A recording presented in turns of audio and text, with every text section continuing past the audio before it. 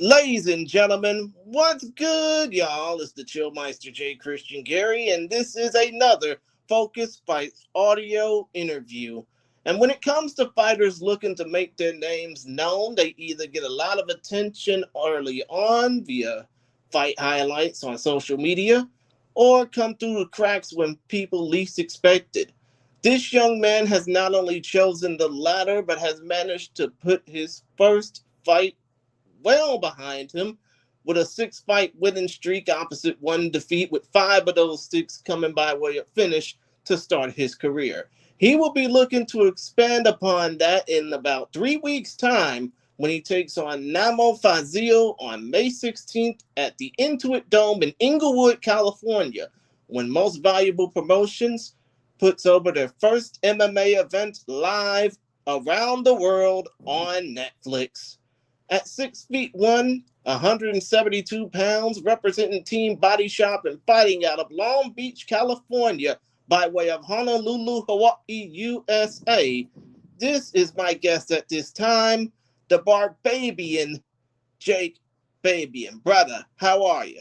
I'm doing good, man. Thanks for having me on, bro. Been looking forward to it. Hey, man, I'm just happy that you answered the call to chat with me, but still don't. I mean, and we asked about this early on before we even pressed record on this interview. But when you got the call to not only be a part of the first Netflix MMA card, I mean, and this was probably before an opponent was even announced. But what was the first thought that came to mind when you were, given the opportunity to be on this card, even before your opponent was talked about? Oh man, it's I mean it all just kind of came full just kind of all fell in my lap. So I was at work, I was doing my thing bartending, and I got like a couple messages on my phone and I didn't check it like for a couple hours, and like people are trying to get in touch with me, and all of a sudden coach calls me. He's like, "Yo, like we got the call." I'm like, "The call?" He's like, "Netflix wants you to fight on the card." And I'm like, most valuable promotions. And so, with that being said, man, it was I've kind of had my eyes set on UFC, or a bigger promotion, but this is an awesome opportunity. I'm really looking forward to it, and they're taking care of the fighters really good. Understood, understood. And I mean, considering the fact that you've only started your professional MMA career about 4 years ago, I mean, what does it mean now as opposed to coming up through the ranks and only having those dreams of fighting in other promotions? But what does it mean now to be fighting on a show as big as this first MMA event on Netflix? Yeah, this means a lot to me. It's a big opportunity. I think nothing's going to change about the stage. It's more of just going out there and executing the game plan, fighting my fight, and putting on a show for the fans, like always. I see, I see. Now, considering your career so far, you have fought primarily for Lights Out Extreme Fighting, which is based out of Southern California, the Yes, Los sir. area, with Sean Merriman being your boss. But you fought the last three times there as a pro. You won each of those fights via finish. But as you're now being used to fighting for a promotion like Lights Out Extreme Fighting, what was the first impression of not only fighting in a promotion such as that, but again, having a former NFL All Pro as your as your boss? Yeah. I mean, we can be honest. You feel safe in the room with him. He's a big guy and he can fight. But he did a really good thing for the fighters, just giving that opportunity for us to have a platform like that. Good exposure, brought a lot of eyes to the MMA from football. Understood, understood. I mean, to be honest, when it came down to some of the advice that Merriman has given you, I mean, what would some of the lessons be up until your career has basically taken off that he would say, just go out and just be yourself? Yeah, no, that's exactly what he would tell me, and he'd reassure me that you don't have to do anything but just be yourself, go out there and fight your fight. And he's always been a good supporter. But also too, it's business. He's got to take care of his fighters. But I appreciate him for sure. I see. Now, considering the fact that you're only 28 years of age, with a lot of upside ahead of your career, I mean, considering your upcoming opponent is pretty much in the same level as you, I mean, what do you think about your potential goals when it's all said and done after you get done facing Namo? What my goals are for the fight or after the fight? Well, I mean, after the fight, I mean, I don't want to basically Yeah. skirt too far My away from the my fight. well, leading up to it, my personal goal is to go out there and just put on a good performance. And I've got things I've been working on and game plan I'm looking to execute. So moving forward with that, though, I'm looking to see where this goes with the whole promotion. I'm really excited that we've got another option out there besides UFC. I think it's gonna be good, healthy competition for both promotions now, and I really like to see the way the sports the direction it's heading. I see, I see. I mean, as far as your fights, if you do scout your opponents, and I know you're at Team Body Shop, you're probably with the best talent scouts there is. Yeah. If you do scout your opponents or look at tape or what have you, what would you say are some of Namo's weaknesses that you would probably follow up on? Um, well, I'm gonna keep some of those to myself. However, I do feel like our styles are I think our styles make for a really good fight. We're both aggressive, pressure fighters. But I see that I can disrupt his rhythm, and he doesn't like to be on his back foot, and he can't punch off his back. So those are some things that I've seen that I've liked. But he's a good fighter. I'm happy to have some competition.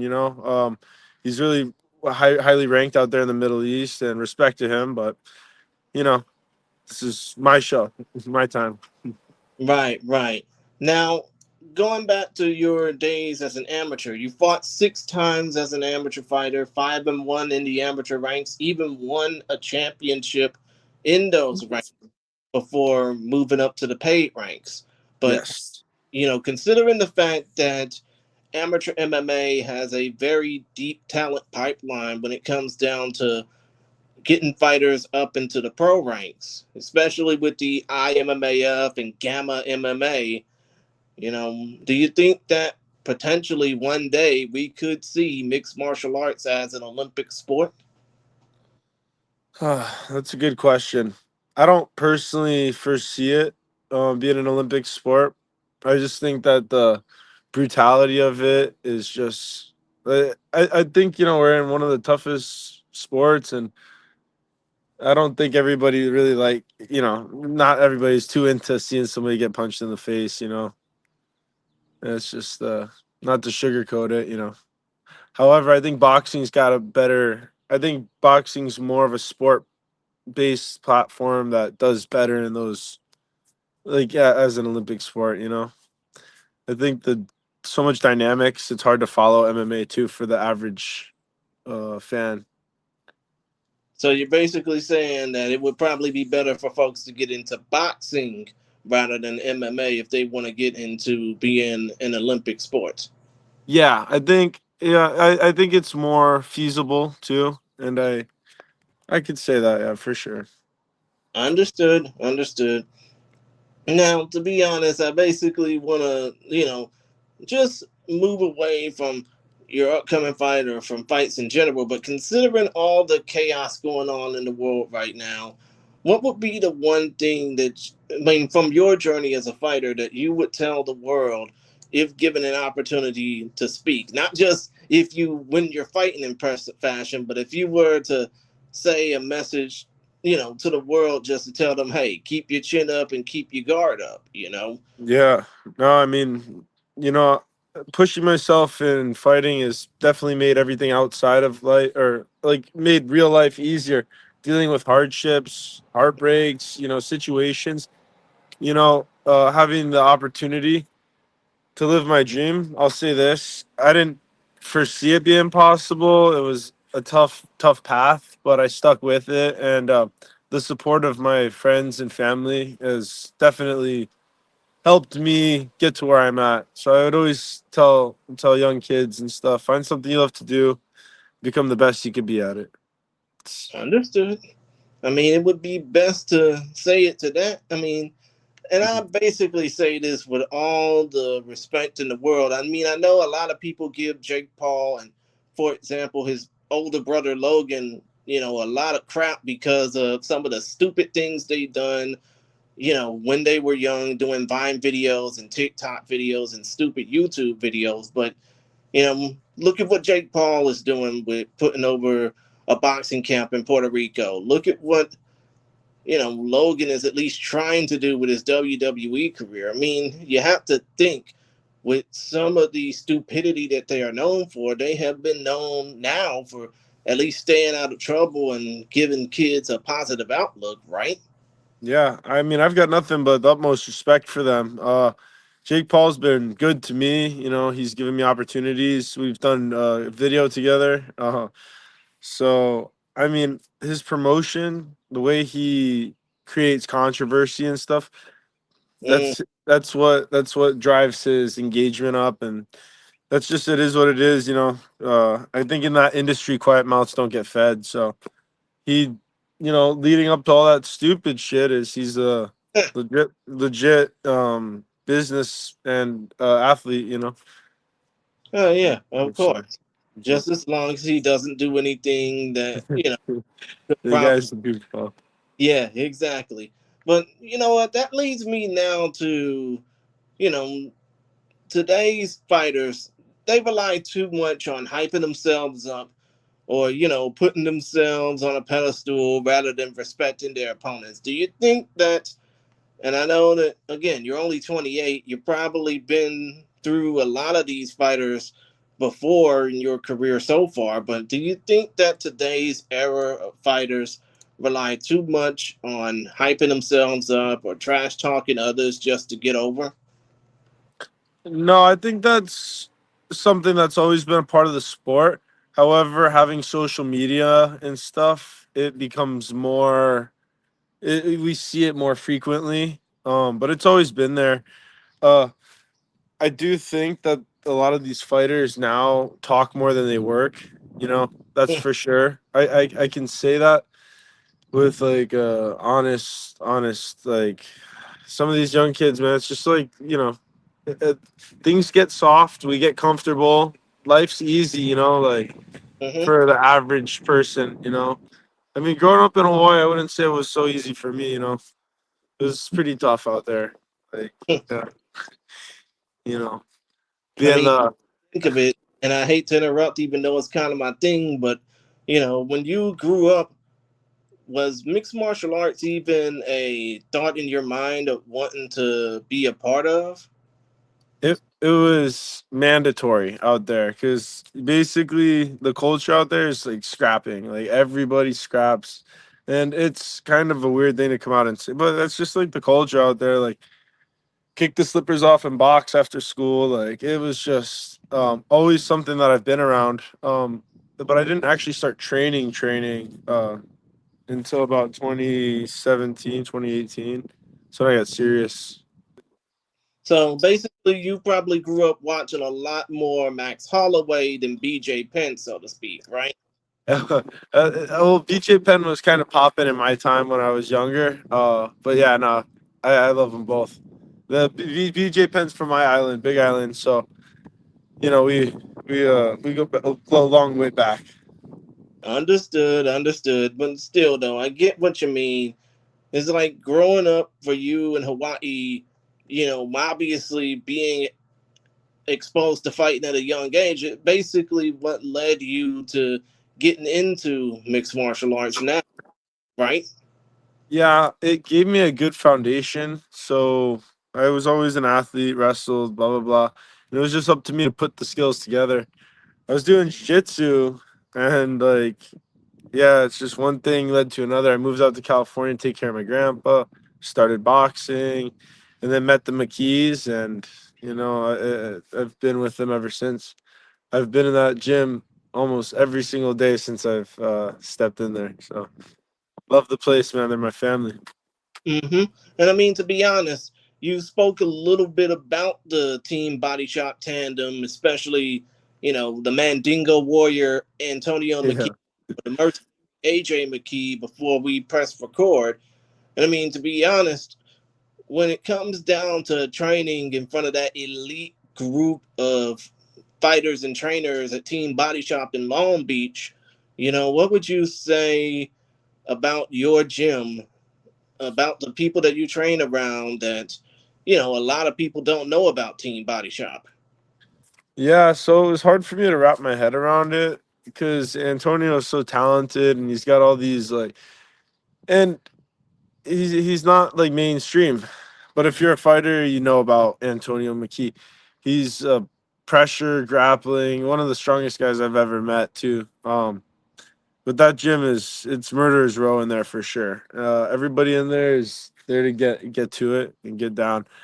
And you can't walk in. You gotta walk in with your guard up, because there's always like a hungry guy in there that's ready to get to it. Exactly. I mean, to be honest, it's one of those leave your ego at the door type of gyms. Yeah, for sure. hmm And I mean, I basically hate to go back on the whole thing of, influencers and all that, especially considering the fact that, yeah, Jake Paul may be an influencer and an asshole, but again, he's basically been boosting the fight world, especially with his moves in the boxing world. But, you know, this may be considered ironic considering the fact that you're going to be fighting on a Jake Paul led promotional card. But when you think about the influencers, those TikTokers and Instagram models who basically just want to fight for clout, influencers who think they're fighters, what would be the main thing that you would tell them as a way to say, hey, maybe this might not be for you? Well, I think they're trying to glamorize the sport by, kind of going in there with two unskilled athletes, and I'd say athletes because it takes a bit of takes a bit of something to get up there and train and get in the ring. However, yeah, it's kind of seems like they watered down the sport a bit. People forget that you could break your neck. You saw Jake Paul's jaw got broken. He was eating out of a straw for about a week. hmm Um, but no, the sport's crazy, man. Like I've had, shoulder injuries, knee injuries. So I think that, like I said, it's gotten watered down a bit. People don't see that crazy side to it so much. I mean, come to think of it, you could also say it's why a lot of these influencers don't promote their fights enough, especially considering the fact that a lot of their fans don't want to see the type of grind, hustle, and determination it takes to actually become a fighter, not just play one for the cameras. Yeah, no, it could be a scary world, man. Like having to wake up early and train day after day after day, and meal preps, eating the same thing, same things. Having to sleep, like you're on a constant routine. Every second of your day revolves around the fighting. Like it's just, it can be exhausting for even me, somebody who loves the sport. I got so much passion for it. I mean, exactly, especially considering the fact that, when it comes down to some of these influencers just taking hits.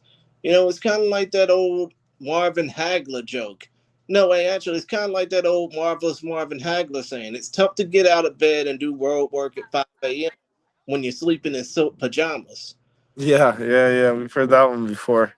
I mean, in this way, it's basically tough to basically put yourself over as a fighter when you're basically known for doing dumb shit. Yeah. Yeah, no, I agree 100%. But that's the dynamic that gave him controversy and attention.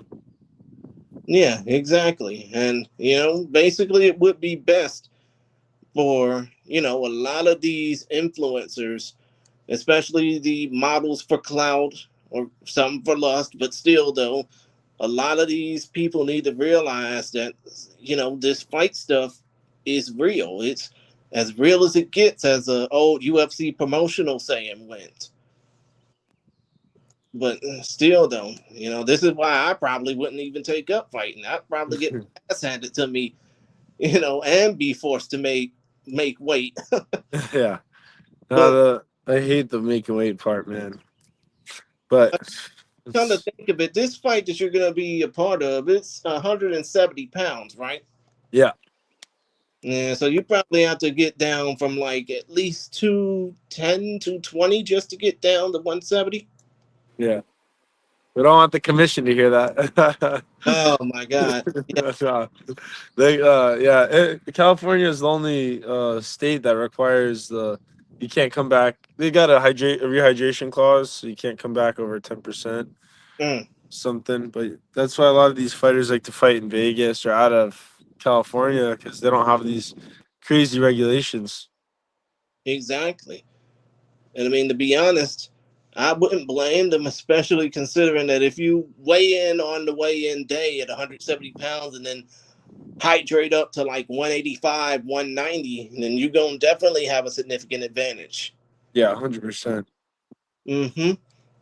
But still, though, aside from all that, going back to other things now, I mean, let's just say you're a fighter, but let's just say what would be your go to hobbies away from competition? And if you weren't fighting, what would be considered your backup plan, your plan B, so to speak? Oh, so hobbies. I love to spend time at the beach, hot or cold. I love to plunge in the mornings, like at the beach. Yeah, yeah, that's kind of my thing. And then I like to eat out, nice restaurants. I'm big into food, wines. I love trying different Italian dishes. We have an Italian restaurant in Hawaii, so it's a big part of my identity as a person. Is food. Um, Kind of and thinking, then what I'm I oh, go ahead. interrupt, man, but considering that you're from Hawaii, have you ever heard of like the Maui Wow Wow or something? Maui Wowie. Yep. I mean, come to think of it, I've heard about that being promoted during like University of Hawaii football and basketball games. Yeah, yeah. But Maui Wowie. We're yeah, talking about the Kush, right? no, no, no, not the. No. Oh. Just saying, there's a little thing that they promote. I mean, like ESPN Honolulu, the radio station promotes this. It's like, oh, the last caller tonight gets this, special from Laos Fish Market or something. Oh yeah, yeah, yeah. I've heard that. Yeah, Oh, that's a still good though. time, man. I'm making me hungry thinking about all this food now. I'm sorry, man. I don't want you to miss weight, but still, please continue. Yeah, and then if I wasn't fighting, I'd probably be a bartender. Well, I was a what's it called?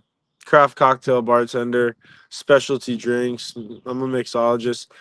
That was kind of one of the things I like to do, career wise. I mean, to be honest, I really wouldn't know much about bartending because I'm non-alcoholic. I don't drink.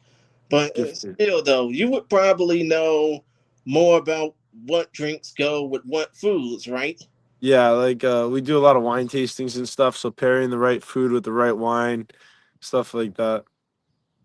Yeah, of course, of course. But still, though, basically, you would probably be a bartender or a foodie, right? Yeah, one or the other, or both. I mean, come to think of it, I mean, it's what made Keith Lee famous, right? That is true. Hmm. But come to think of it, considering the fact that you are a fighter by trade, I mean, a lot of your inner circle, your family, your friends, some of them probably wouldn't even know that you were a fighter. But let's just say, what would be the main reaction you would get from your inner circle, even folks outside of your inner circle, when they realize, hey, I'm a fighter for a living, brah? Yeah, it's I used to kind of like avoid opening up with like, oh, I'm a fighter, because I think there's a lot of stigma to it, and it sounds a little arrogant, but I like yeah, I've kind of started to own it now. But it's a dead giveaway with the ears. So it's like, oh, I'm a fighter. Like, oh, I can tell. I'm like, oh, yeah. Mm. My mom drove her nuts when she saw those. I mean, she probably thought you had an alien infection She's between. like, when do they go away? I'm like, never. I mean, it's hard to get rid of cauliflower ears when you've been on the mat for about 6. Yeah. But still, though, I mean, that would probably be one of the main reactions you get from your family. But, you know, when it comes down to this event being on Netflix, and I mean, I know that Netflix is normally a platform for a lot of movies and TV shows and whatnot. I mean, when you heard about the fact that this was going to be on Netflix, first of all, did you ever think, hey, I could probably be updating my, Netflix watch list to just basically say, Yeah. instead of me watching my favorite movies, I'm going to be watching my fight back one day? Yeah, that's sick. I'm totally stoked to even have this opportunity. But it's also again, like I said before, is it's gonna bring such a new audience to MMA. The industry's exploding. Understood, understood. And I mean, to be honest, considering that this is on Netflix, if you could pitch your fight style, as a TV show or a movie, I mean, what would be the best pitch just against to see you fight? The best fight style for me. I mean, well, basically, I'm saying if you were to put over your fight style in the way of, say, like a movie or a TV show, like a K-pop Demon Hunters or Oh even yeah, Peaky Blinders or something. it'd definitely be like Rambo or Commando, but with Arnold Schwarzenegger. That Really? was my jam. Wow. I mean, come to think of it, I mean, I'm pretty sure I would ask, can we quote you on that? But I'm pretty sure if, more Ronaldo were to listen to this, he would probably come up with some references just off the bat. Oh, Yeah. the Barbabian is fighting like Conan. He is basically going to crush them all or something like that. Oh, my God. Let's see. Sorry, I'm headed out to appointment. But what would your fight style movie be? Oh my God, to be honest, I don't know because I'm not really that much of a fighter myself. I just talk about fights, but if I did, I would basically feel it would basically feel more like an old El Santo movie, like El Oh Santo yeah, alien shit. that's I mean, hilarious. I would basically be mysterious, but you just wouldn't see me coming. But Do you ever watch Zorro? I've heard about it. I've seen bits and pieces of it, but never seen the whole thing. That's a pretty good one. Mm-hmm. But still, though, man, I realize you're out on the road. You're about to drive off, so I only got a couple more questions for you. Yeah, you're good, man. No worries. I My mean, apologies. So. it's okay, man. It's okay. First of all, I mean about your nickname, the Barbabian. I mean, Yeah. what supposed to have been the Barbarian, or what came up with that? So my dad came up with that one. Oh, actually, my uncle Richard gave it to my dad when my dad was younger. So my dad was somewhat of a fighter himself. A little scrap around the streets and stuff, and get into bar fights. And his name was the Barbabian. That's kind of just a spin off of the Barbarian. Mm-hmm. But You're, so it kind of just stuck. okay. So didn't your dad like fight in Super Brawl or something back in the day? Yeah.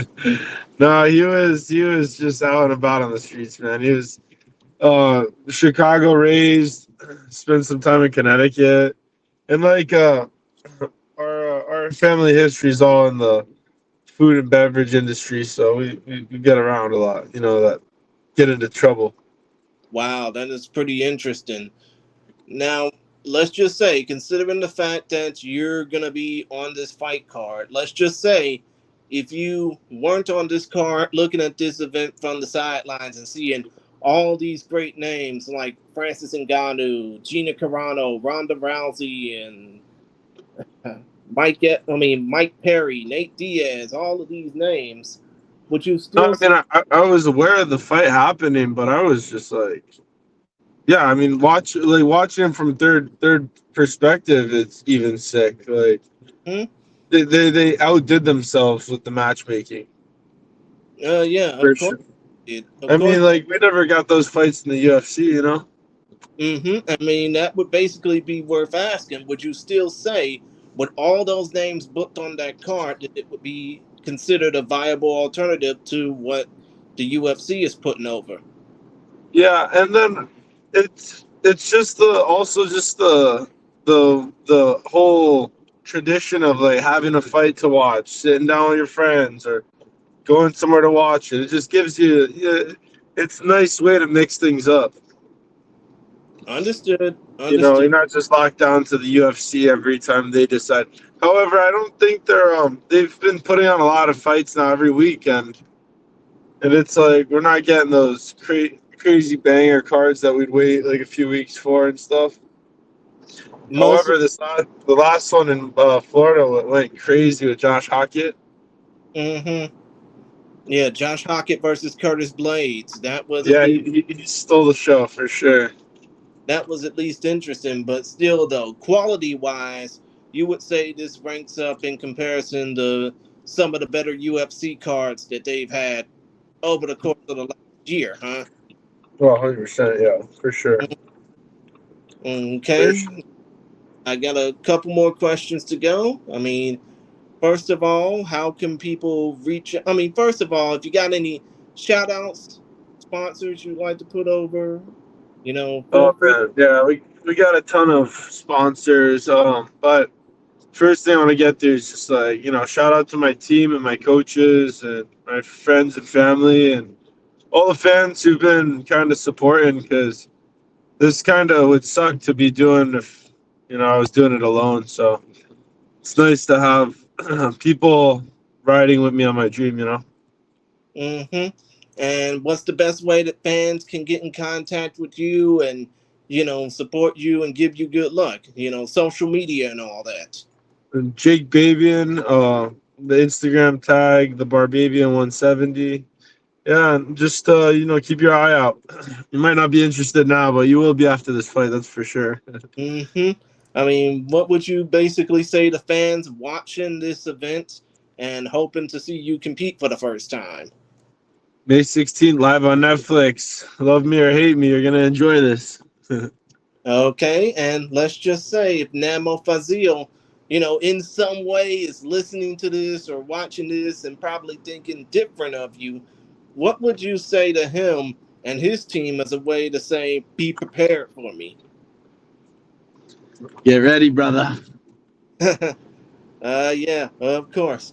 But other than that, you can check out Jake Babian versus Namo Fazil on the MVP MMA card on Netflix, which will feature three world class fights: Nate Diaz versus Mike Perry, Francis Ngannou versus Philippe Lins, and Ronda Rousey versus Gina Carano in a battle of the returning women's MMA greats Saturday, May 16th, from the Intuit Dome in Inglewood, always up to no good, California, live on Netflix. And just be prepared to watch the whole way through because you might see something interesting from Jake Babian when he takes on Namo Fazil.